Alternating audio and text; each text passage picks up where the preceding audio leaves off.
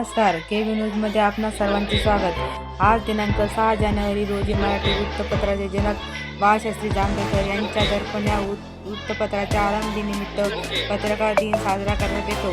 या निमित्ताने जिल्हा परिषद प्रशाला खंडाला या ठिकाणी लोकशाहीचा चौथा आधारस्तंभ म्हणजे वृत्तपत्र होय आणि हे वृत्तपत्र जिवंत ठेवणारे जागृत पत्रकार यांचा जिल्हा परिषद प्रशाला खंडाला येथे सत्कार करण्यात आला। या प्रसंगी केव्ही न्यूजचे गायके पाटील, त्याचप्रमाणे उपसंपादक राजेंद्र आंबेकर,